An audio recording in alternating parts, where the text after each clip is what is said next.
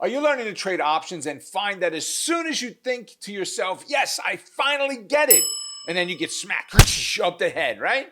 And you know what? I get it. I was a C student in school, so learning to trade options was one of the biggest challenges that I've ever taken on. But it was also one of the most game-changing skills I've ever acquired in my life. It allowed me to leave my job, support my family, and build a new life that I never could have dreamt of. So I can tell you from experience that mastering it is definitely worthwhile. If you've watched this channel, then you know that I've been trading since 1997. That's over 2 decades. So naturally, I've made pretty much every trading mistake under the sun. I've even lost $50,000 in one trade, which you can learn about in another video. I'll put a link to it right here. So I want to take that experience and boil it down into the top 5 option trading mistakes to avoid. So let's jump in. So to confirm that I've made just about every trading mistake that there is under the sun, when I would teach live trainings, I will go around in the morning and I will talk to everybody on day 1 before we start. And I'll ask them if they've been trading and if so, how they're doing. And I'll listen to and take a mental note of what I hear as issues that they're coming up with. And every one of them, no one has ever surprised me and I went, wow, I never heard of that problem before. So I've made pretty much every mistake you could make trading the market. So the very first one is not following a system. You see, guys, I can't say it enough. You know, if you start a business, McDonald's, they don't tell you, here's a manual, go, and then they let you off on your own. Heck no. You go through McU or Burger U or French Fry U, whatever they call it, but you go through their university and you learn how to make burgers. You learn how to make fries. You learn how to run the cash register. You learn everything on site, hands on. They've got a manual that tells you how to handle every problem, how to make every recipe, everything there is to cleaning a bathroom is inside of there. They have a system. That is why McDonald's is such a successful company. And every major business out there. Could you imagine Facebook telling their employees, yeah, just do something to make us money today? No. You need to have a system in place, right? Follow that system. That system could be a credit spread. It could be a directional trade buying calls and puts. It could be diagonal spreads or iron condors, or I don't care if it's the upside down Flint rubble bubble cake. Something like the what? Yeah, you're not old enough if you don't remember that from the Flintstones. Anyway, right? You need to follow a system. Next is focusing on the P&L over the rate of return. People look at it and say, well, I'm only making $30 on this trade. No. Don't look at that. It's not the amount of money you're making. It's not the dollar amount, it's the rate of return. What is the rate of return you're looking to achieve, right? For me, it depends the trade setup. It depends the system, right? If you go back to system for a second, where does McDonald's make their most money? Soft drinks. Okay? So there's a higher rate of return there. They're not looking at it as, oh my goodness, I cannot believe that I make this little on French fries or on burgers or whatever it is, right? For me, I had a business, a fairly large one, that was a vending route. We would buy soda for 35 cents and sell it for 85 cents in most of our machines, right? Well, we would buy water for 14 or 16 cents, somewhere in there, and sell it for $1.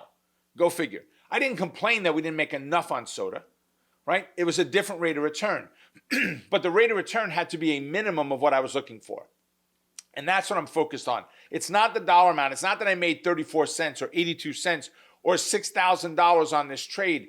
It doesn't go by the dollar amount to me. It goes by my rate of return. If I've got to put $100,000 into a trade to make $100, it's not worth it for me.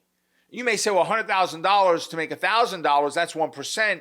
I'll take the $1,000. Yeah, that's nice, but I won't. I'm looking at my rate of return. As a directional trader with options, I look at a trade saying, okay, I'm wanting to get at least 20% on what I'm investing, what I'm putting up, the cash required to do this trade, or I'm not interested, right? And each system will have a different way of looking at rate of return. The next one is not spending enough time on non-funded trading. Non-funded, yes. It is real trades just with fake money, paper trading, practice trading, whatever word you want to use. I like the words non-funded best. My very good friend, Mr. Ryan Litchfield, is the one that taught me that. that if you treat it as paper, it's practice, it's no big deal, who cares, right? Treat it as a real trade, you're just using white money instead of green, right? But you need to put the time and the effort, the energy in to learn how. I have never once, ever one time in my life, decided to do a trading system without first going out there and doing it on paper, non-funded, first to make sure that I fully understand all of the things that could happen, right? I love the Karate Kid, right? Mr. Miyagi, he's the bomb. The guy is great, right? If Mr. Miyagi, best block, no be there, right? Just get out of the way. You have to learn how, right? So make sure you learn how in a non-threatening to your finance way, which is non-funded or paper trading. Next, we'll talk about taking oversized trades, basically too many contracts or options that are way too expensive for your account size, basically for your risk profile. You see, you want to make sure that in your system, in your trading, you've toned that amount down that you're going to invest, not by the number of contracts.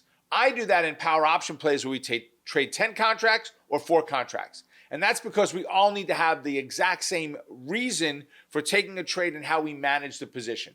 But realistically, the way to take that trade is not based on the number of contracts, it's based on the dollar amount. And if you have a $2,000 account, you may be looking to do 2 or 3 equal dollar trades. Now I have $600 or $800 in a trade, and I'm not putting a large percentage of my account at risk. If I have a $5,000 account, maybe I'm looking at 3 to 5 equal dollar trades. A $10,000 account, maybe 5 to 8 equal dollar trades. You see where I'm going with this? I don't want to ever have where you just buy 10 contracts of everything. 10 contracts of Ford at 84 cents each. 10 contracts of Amazon at $116 per share each, right? $84, $100,000. You see where I'm going with this? Trading too many contracts is a mistake. Start small. If you want to get to 10 contracts, if that's your goal, no, I just want to be a 10 contract trader in this price range of stocks. Great. I still want you to start with 1. I don't want you to do any more than 1. Start with 1 after you've done your practice trading. Start with 1, and when you feel comfortable, double it and go to 2. When you're comfortable, double it and go to 4. Then when you're comfortable, double it and go to 8.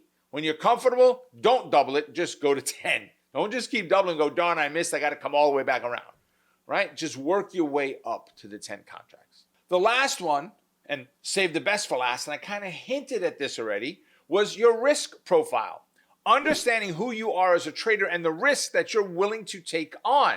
In other words, if you put a trade on at night, during a day, and that trade is on Amazon, and you're in that trade overnight, whether you bought a call or a put option, whether you did a covered call, hopefully you didn't, whether you did a diagonal spread or a credit spread, whatever it was, and you lay down in bed tonight and you can't go to sleep.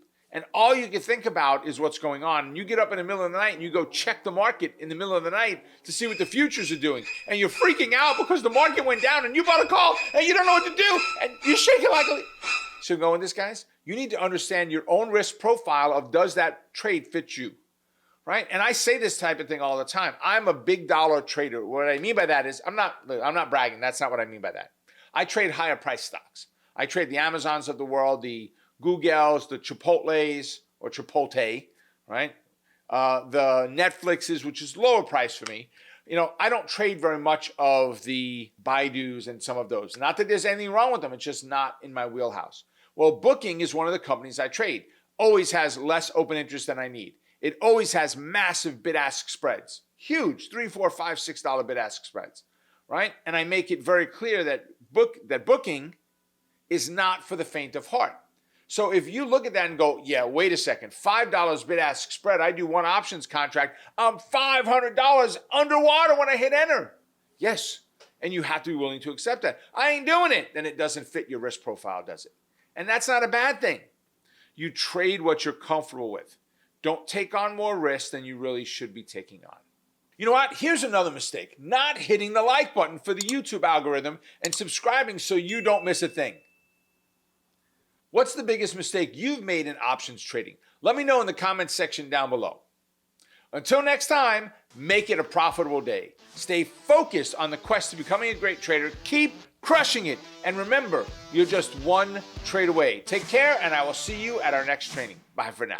Folks, thanks for watching. I hope you enjoyed the training. Now, if you did, be sure to give us a thumbs up and go ahead and hit the subscribe button right over here and hit the bell to keep up with all the latest trading content.